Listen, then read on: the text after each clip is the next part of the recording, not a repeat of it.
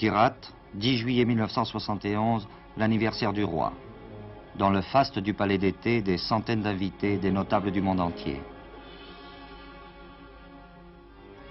14 heures, sur l'ordre du colonel Ababou, l'un des chefs rebelles, les cadets de l'armée ouvrent le feu. Tirs de mortier, rafales de fusils mitrailleurs. Les militaires ont été drogués, ils tirent sur tout ce qui bouge.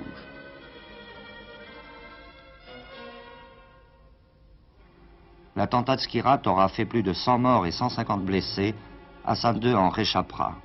10 conjurés sont immédiatement passés par les armes. Pour les autres, 1080 accusés, un procès fleuve.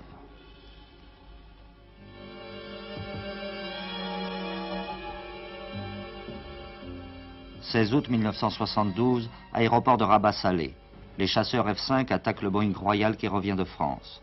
Instigateur du complot, le général Oufkir, son suicide est annoncé quelques heures plus tard. Bilan de l'attentat, 13 morts, 50 blessés. 13 janvier dernier, 11 officiers et sous-officiers sont exécutés. Pour aucun des condamnés à mort, le roi n'a usé de son droit de grâce. Nous n'avons rien à regretter, dira-t-il, des décisions que nous avons prises sciemment et consciemment. Sire, ceux qui vous entourent disent que vous avez un sens très profond de l'amitié. Et pourtant, vous avez été souvent déçu, trompé, trahi même. Et là, je pense au général Medbou, au général Oufkir, le responsable de Skirat ou de l'attentat du Boeing. Vous savez, comment expliquez-vous ces trahisons? Vous savez, il est déjà tellement difficile d'expliquer ce qui se passe en soi qu'il serait prétentieux de décrire ce qui peut se passer dans l'esprit d'autres personnes. D'autant qu'il y a certains noms dont je préfère ne pas parler. L'amitié est une chose nécessaire. Un homme qui n'a pas d'amis n'est pas un homme. Et je préfère encore, personnellement, être victime d'une amitié plutôt que d'être l'assassin d'une amitié. Je préfère que... Je ne dis pas que ce soit du masochisme, mais je préfère qu'il soit dit que j'ai été trahi plutôt qu'il soit dit que j'ai trahi une amitié. Je sens personnellement que je ne suis pas moi-même dans un certain nombre d'interviews que j'ai accordées depuis 1 an ou 2 ans. Je ne suis pas moi-même parce que j'ai l'impression, vraie ou fausse, que il y a une sorte de curiosité un petit peu morbide, comme celle de ceux qui vont au cirque, pour voir un petit peu de près ce phénomène qui a échappé 2 fois d'une façon miraculeuse à ce que les ordinateurs auraient barré d'un seul coup. J'ai horreur d'être la vedette, j'ai horreur d'être interviewé, j'ai horreur d'être sollicité parce qu'il y a un événement qui amène la curiosité des gens. Étant personnellement très respectueux de la vie des autres, je n'aime pas le côté exhibitionniste. D'autres auraient tout fait au lendemain de ce qui leur est arrivé pour payer les gens et qu'ils viennent le voir. Je peux vous assurer que j'ai été personnellement tellement déçu par certaines presses que je suis prêt à payer pour que personne ne vienne plus me voir. Car j'estime que dans ma situation, je peux faire qu'on me juge sur mes actes et non pas sur un contexte qui est complètement troublé, falsifié, de bonne ou de mauvaise foi. Ah, c'est le représentant de la radio et de la télévision égyptienne qui pose une question. Je vais la lui poser en arabe, mais avant de la lui poser, je la poserai en français. Comment se fait-il que seul le président Anwar Sadat n'ait pas envoyé un télégramme ou un message? Quand vous m'aurez répondu à ma question, je répondrai à la vôtre. Asseyez-vous. Pensez-vous que le général Oufkir est trempé dans le complot de Skirat? Et dans la négative, comment expliquez-vous son changement? Mais d'une façon générale, je peux vous dire une chose, c'est que tout le monde, toute la presse française s'est posé la question. Comment est mort Oufkir? Pourquoi est mort Oufkir? Qui a tué Oufkir? Mais aucun d'eux ne s'est posé la question, comment allait mourir Hassan II? Et les 43 personnes qui étaient avec lui.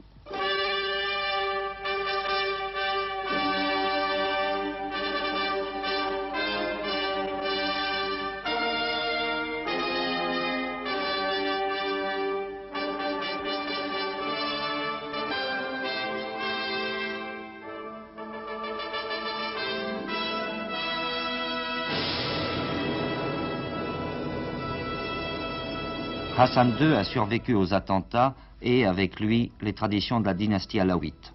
Pour annihiler les complots, pour remettre au pas certains privilégiés, le roi prend en main le haut commandement de l'armée, limoge des fonctionnaires, change de gouvernement, annonce des élections libres.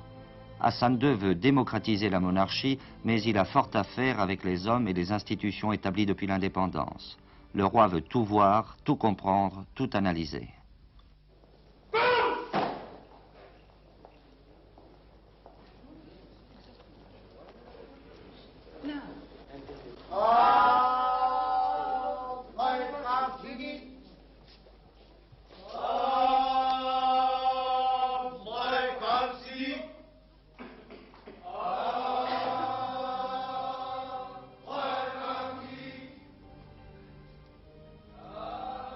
Hassan II n'a plus confiance qu'en lui-même.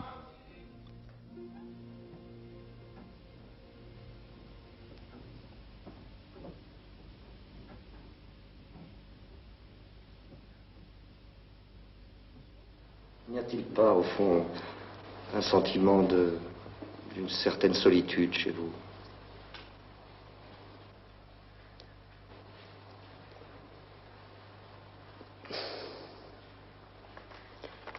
Oui, dans un sens. Dans un sens que on ne peut pas tout vulgariser.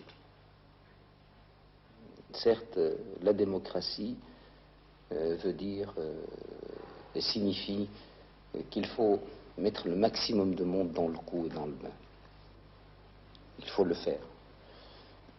Et il est certain que plus on peut associer de personnes à la conception de la chose, mieux cela vaut, parce que personne ne peut prétendre avoir la science infuse. Mais également, il faudrait les associer au maximum dans l'exécution, et pour qu'ils exécutent intelligemment, il faut qu'ils aient compris le maximum. Or, les uns comprennent, d'autres ne veulent pas comprendre, et d'autres, enfin, ne peuvent pas comprendre. Quel est le personnage du roi Hassan II? Il est certain que ce personnage change beaucoup, tant vu par soi-même, selon les états d'âme et les moments, que vu par les autres. Et même en pleine subjectivité, le sujet ne peut pas être analysé de la même façon ni sous tous les angles. Par exemple, quand je me juge et que je juge mes actes, ça dépend du moment, du cadre, de l'heure de la journée, du travail accompli, des problèmes en suspens, de la façon dont certains ont été résolus. Il est certain que le jugement n'est pas toujours le même. Et je pense que tout jugement porté sur ma personne maintenant, dans l'état actuel des choses, dans cette bouilloire qu'est l'humanité, dont on ne sait s'il faut aborder ces problèmes démographiques, ou ces problèmes de nutrition, ou ces problèmes d'équilibre social, ou ces problèmes de paix familiale. Il est certain qu'on voit mal le cheminement que peut faire un petit navire sur cette bouilloire. Mais l'humanité ne peut pas permettre, dans cette deuxième moitié du XXe siècle, de porter un jugement quasiment définitif sur un responsable à l'échelon étatique.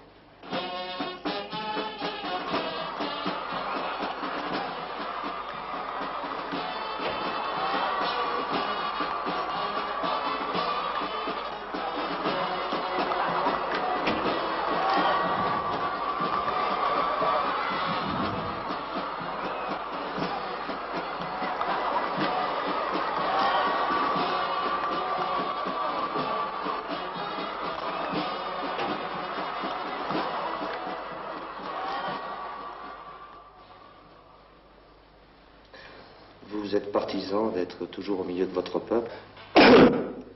Vous savez, ce contact constant, cette sensation de n'être qu'un, c'est la seule raison parfois, au milieu des grandes tempêtes et des injustices, c'est certainement la seule et unique raison qui fait que l'on veut encore rester là où on est. S'il n'y avait pas cela, j'estime que tout homme peut vivre n'importe où, n'importe comment. Toute personne qui peut avoir le courage de sa reconversion peut se reconvertir facilement.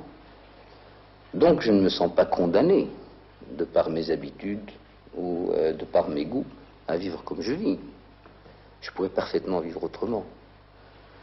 Mais ce qui me maintient là où je suis, c'est parce que je sens que je suis utile à mon peuple.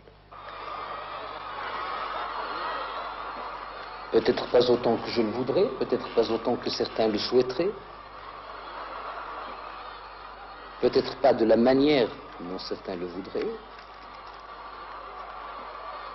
peut-être en n'ayant pas les moyens que je voudrais avoir, ou que je souhaiterais avoir, mais compte tenu de ce qu'on est, de ce que l'on a, eh bien, disons que nous faisons au mieux. Pouvons-nous aborder les problèmes politiques, Allez-y. Majesté? Il y a tout de même quelque chose de changé aujourd'hui dans la situation politique au Maroc. C'est que vos propositions d'ouverture aux partis politiques d'opposition est une formule un peu nouvelle. Non. J'ai toujours eu des ouvertures à leur égard. Et j'ai toujours proposé qu'ils participent. Seulement, il est certain que il y a des conditions de fond et de forme qui ne peuvent pas être acceptables. On ne peut donner tout pouvoir à une fraction de l'opinion publique ou à un parti politique ou à un groupe de partis politiques en dehors de tout garde-fou qui serait le Parlement, donc de représentation populaire, et en dehors de tout critère concernant leur représentativité. Eux-mêmes le comprennent du reste. Certes, il est certain qu'ils se rendent compte que les problèmes sont complexes, qu'il est plus facile de rester dans l'opposition que d'être en première ligne. La porte reste large ouverte pour vous. Toujours. Toujours. C'est du reste la raison même de ce trône et de cette institution qu'est la monarchie, à savoir qu'il n'y a pas d'exclusive. Et il ne saurait y avoir d'exclusive. La porte reste ouverte et le dialogue doit rester constant. Mais il n'y a pas que la politique intérieure. Hassan II doit faire face aux problèmes islamiques, à l'évolution du monde arabe et, comme ici, aux problèmes africains. Au dernier congrès de l'OUA, dont il est le président, un grand absent.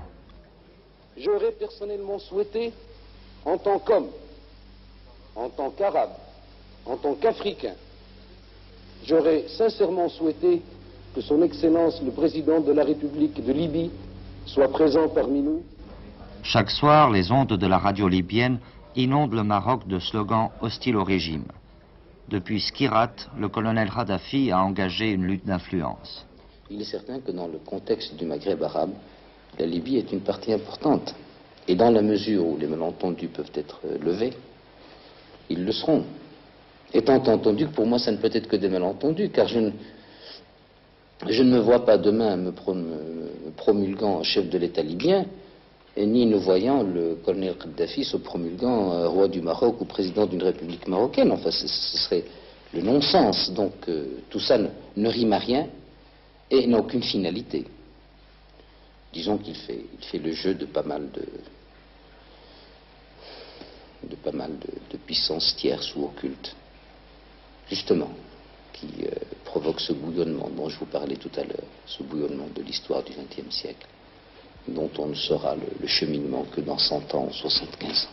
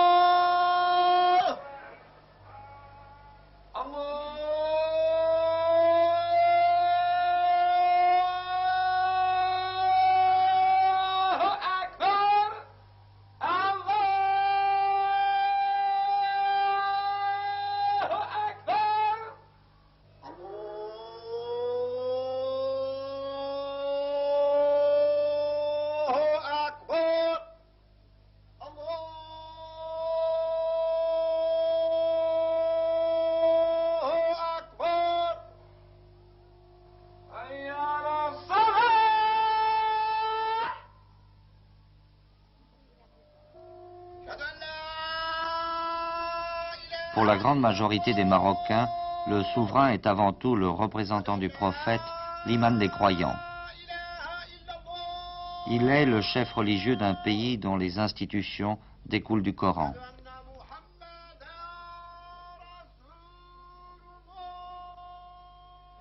Si c'était à refaire, sire, est-ce que vous choisiriez d'être roi, de faire ce métier de roi?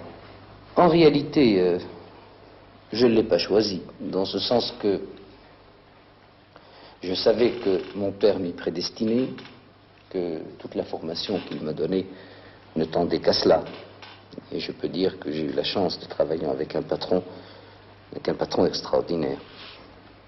Seulement dans mon esprit, très franchement, alors je ne me voyais pas du tout roi, parce que nous en parlions souvent. Je disais, sire, vous êtes encore jeune, nous avions 20 ans de différence. Il me disait, mais pourquoi, monsieur, enfin, sire, vous ne voyez pas, vous êtes encore dans la force de l'âge, vous pourrez régner jusqu'à l'âge de 65 ans, 70 ans. Vous ne me voyez pas intronisé à l'âge de 50 ans avec des cheveux complètement blanchis et une main qui peut-être se mettra à trembler sur le pommeau de la selle. Il y a comme une petite coquetterie, je disais. Et alors je lui disais, bon, peut-être que j'ai un fils et que vous l'éleviez comme moi. Mais vu la conjoncture, vraiment, il a fallu cet accident. Jusqu'à 10h30, je le voyais en bonne santé. À 3h, il rendait le dernier soupir. Ça n'était ni une longue maladie, ni une agonie. إن شجرة الزقوم طعام الأثيم كمهل صغير في البطون كغلي الحميم خذوه فاعسلوه إلى سواء الجحيم ثم صبوه خاصه من عذاب الحميم ذق إنك أنت العزيز الكريم إن هذا ما كنتم به تمترون إن المتقين في مقام أمين في جنات وعيون يلبسون من سندس. C'est l'homme qui m'a le plus marqué, indéniablement. Et puis il avait un sens de la bonté, de l'indulgence. Pas pour tout le monde. Pour moi, par exemple, il s'est montré rarement indulgent. Est-ce que vous avez hérité de cet esprit d'indulgence? Et est-ce que vous avez le sens du pardon, par exemple? Le sens du pardon est une chose. Et, si vous voulez, la recherche de la motivation en est une autre. Rechercher la motivation est une sorte de psychanalyse. Alors, dans les actes des hommes, on recherche toujours qu'est-ce qui a pu les pousser à demander, à réclamer, à faire ou à ne pas faire. Il est certain que cette recherche est une indulgence, dans ce sens que c'est le check-up de l'action humaine qui vous permet de savoir, est-ce vous qui vous êtes trompé? Est-ce vos paroles qui ont été mal interprétées ou mal exprimées par vous-même? Ou est-ce vraiment de la mauvaise volonté de l'autre côté? Ça, c'est très important.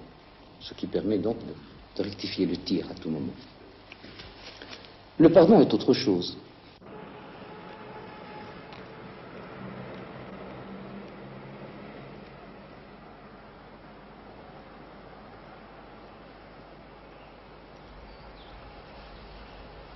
C'est encore dans l'enceinte du palais que le roi s'accorde quelques loisirs, mais il aime à dire qu'à aucun moment de la journée il n'oublie les affaires du royaume.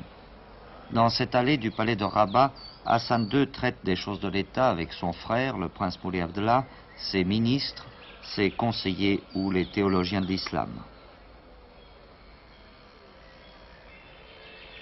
Les gardes du corps ne se montrent pas, mais ils sont partout. En général, je commence ma journée assez tôt, à partir de 9h15, 9h30. Je commence à travailler pendant mon petit déjeuner. Et par la suite, vers les 10h30, je prends un exercice physique quelconque. Quand je peux monter à cheval, je monte à cheval. Quand je ne peux pas, je joue au golf. Toujours dans l'enceinte du palais, voici le golf royal. C'est un privilège que d'assister à la partie du roi. Derrière Sa Majesté, un cortège de familiers, un ambassadeur, des aides de camp, un ou plusieurs ministres, des cadets, des policiers en civil, et puis cette voiture pour les premiers secours.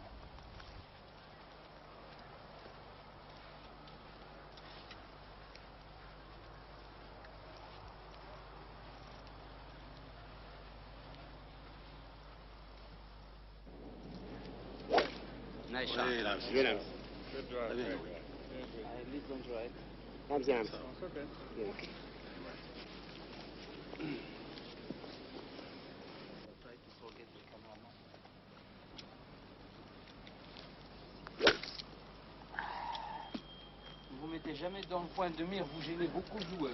Vous pouvez vous mettre en face. Oui, voilà. 5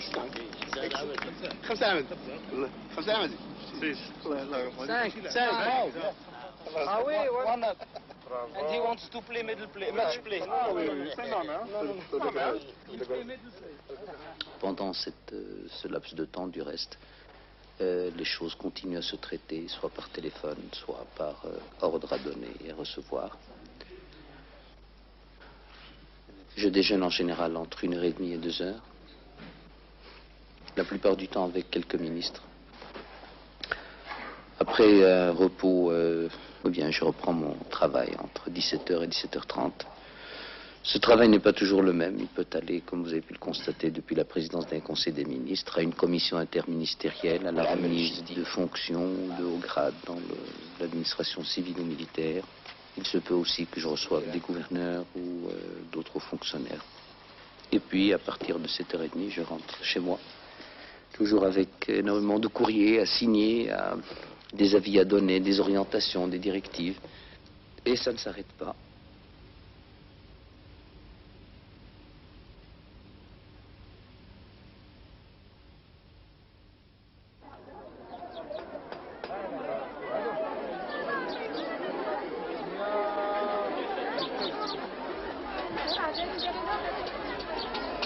Dans ce royaume qui compte 16 millions de sujets, parmi les préoccupations essentielles, le salaire et l'emploi. Le chômage atteint ici une majorité de jeunes et le salaire minimum dans l'industrie est fixé à 190 francs par mois.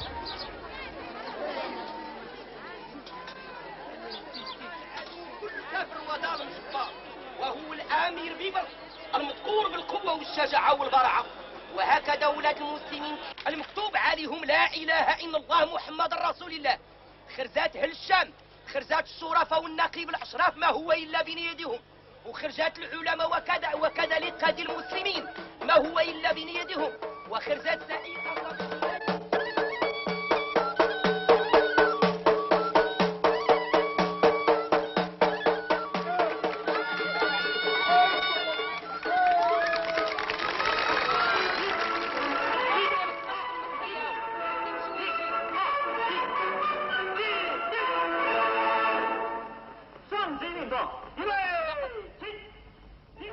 C'est la voix de Mao Tse-tung et la musique chinoise des grandes parades de Pékin. Ainsi, à l'âge de 9 ans, le petit prince héritier Sidi Mohamed est éduqué avec son frère et ses 3 sœurs dans une école spécialement construite pour eux dans l'enceinte du palais de Rabat.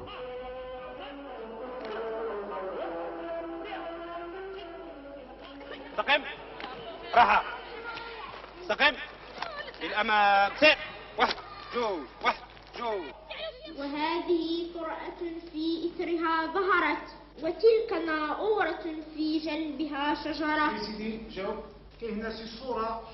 Les camarades de classe sont triés sur le volet les meilleurs élèves des écoles communales ou des orphelins de l'attentat de Skirat.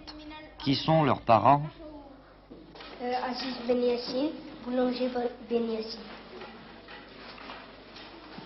Zuhir Ibrahimi, tailleur de Sa Majesté. Mohamed, colonel Mbarak. Fadel Ben Yaïch, docteur Ben Yaïch. Sidi Mohamed, Hassan. Vous n'avez pas dit la profession de votre père. Roi.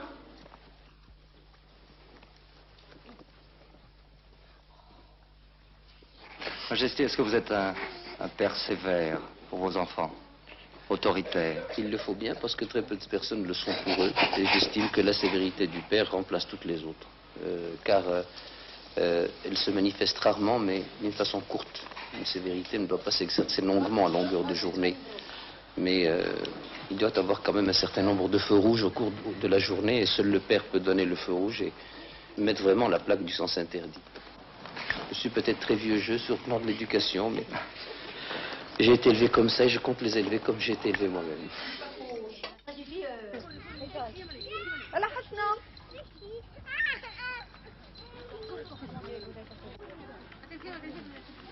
Allez, va avec madame Oui.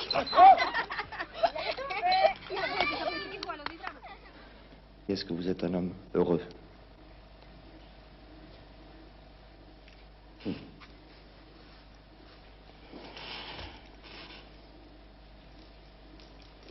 Je suis heureux dans ce sens que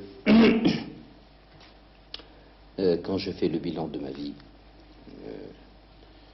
dans tout bilan il y a la colonne positive, la colonne négative, et à partir du moment où le crédit est plus que le débit, on peut être heureux et ça peut vous encourager à continuer. Je suis heureux parce que je remercie Dieu de m'avoir donné une belle famille que j'essaie d'élever, d'éduquer dans les principes de notre religion, de notre langue et de notre civilisation. Je suis heureux parce que j'ai la conviction que, dans la mesure où je le peux, je n'ai fait que du bien autour de moi et que je n'ai pas fait de mal ni de tort à personne. Je suis heureux enfin parce que je me sens au milieu de mon peuple, pour citer Mao, comme le poisson dans l'eau.